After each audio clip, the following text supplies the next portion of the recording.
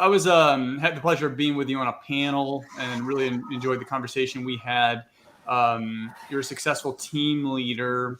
How did you go from an individual agent to team leader? Like what was the reason for that, and how did that look for you? Sure. So, it's a very interesting story. It actually started back. I worked for another company, one of the largest ones in the industry. And on my orientation day there, I sat down and I was a late add to the orientation class. They passed out a clipboard with everyone's name on it, and it said David Reese. And I said, "You got my name wrong. I'm Randy Reese, not David Reese." And the guy sitting next to me elbowed me, and he said, "I'm David Reese." So I sat next to this guy with the same last name, same spelling, which is a relatively uncommon way of spelling it. And we talked a little bit after, and my background was on Wall Street, but he was a cardiologist who had performed open heart surgeries, and then he went to the corporate side of healthcare, and then he wanted to help doctors navigate out of what was no longer a winning business model, right? The guy that hung a shingle up on Central Park West or Fifth Avenue was no longer making the dollars that he used to see because of Medicaid payout rates and insurance costs that had gone through the roof. So about a year later, we decided to partner up. And we focused on both residential and commercial, him forming more of the commercial side. And we did a couple of assisted living complexes, and along with doing some business here in New York City, residentially. But that was the beginning of our team. It was more a matter of this guy was probably the smartest human being that I've ever met, and he's here at EXP. Now, we're no longer partners, but we are great friends, and if you ever get a chance to speak with him, he can speak at a level that most real estate agents cannot, right? He's, magna cum laude from an Ivy League school, and he can present it from front of 1,000 people. But once we came over to EXP Realty, I realized that I wanted my team to grow, right? EXP facilitates that and basically lays a groundwork that is very fertile. So the opportunity to grow a team and the benefits of growing a team are so significant. And we were very early on here in New York City. I'm actually agent number 1 in New York City. It took us about a year and a half to get opened. So I really believed in the EXP story to such a degree that I gave up my business in 2018 to be here and try and help assist get this open. 2017 was the best year that we had ever had in real estate. So it really was a leap of faith. We didn't know when we would be open, but I knew that I was going to do everything I could to try and get us open as quickly as possible. It took about 14 months. We opened in July of 2019. And then we were hit with New York City had a slowdown immediately, slowest fall and winter in many years. 2020 started off, we started to get busy, and then COVID hit. So New York City's had a really rough go of it.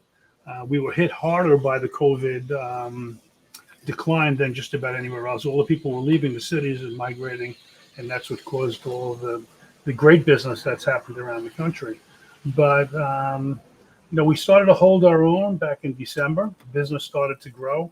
We started to really grow our team this year. We had 4 agents coming into 2021, and now we're at 16. So we've added significantly to that number. A big part of the impetus of my growth was bringing in someone to manage my team. So I hired someone who had been the head of production at a very large company here in the city to come in and manage my team, because I am not a hands-on mentoring kind of guy. I'm more of a top-down, overseeing the process. Visionary versus operator. There you go. You hit the nail on the head. I can see you've read Rocket Fuel, right?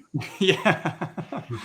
I'm the same way. I'm more of a visionary. The operations, and I'm also an introvert, which makes operations and management a little bit more challenging for me. It sounds like you might have some of those, some of those traits too.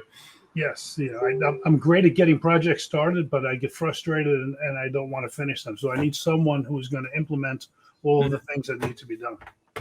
Awesome. So it sounds like that was a huge part of the success of the development and really the main success and driver in the growth of your team, right? Is bringing on that operations role.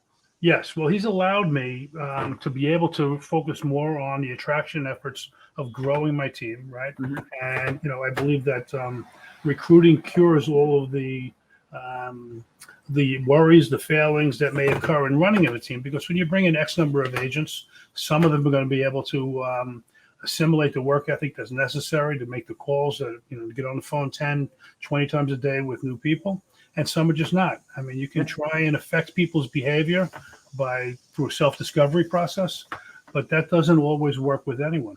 And the more that they realize that there are people waiting to join, waiting to come on board and replace them if they're not willing to do that, the more that seems to change their own behavior to the point where they become more effective at what they're doing. Yeah, I remember reading Barbara Corcoran's book, and that was her strategy. There was never an empty seat, and there was always someone ready to replace a seat, and she made that well known.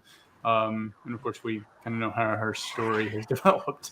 So, for agents who are looking to go from individual agent to a team leader, any advice on how to make that transition and how they should go about finding the first couple of team members that they're really going to start that foundation? Sure. So, I believe I'm going to take a little step back. I believe that every new agent should join a team, right? Because I think that the learning curve gets shortened so much by being on the team. And I didn't join the team when I first came to real estate. I had a sizable database of people from Wall Street, and a team leader approached me and asked me to join his team, but he wanted me to split 50-50 on not just the deals that he provided, but on the ones that I brought to the table as well.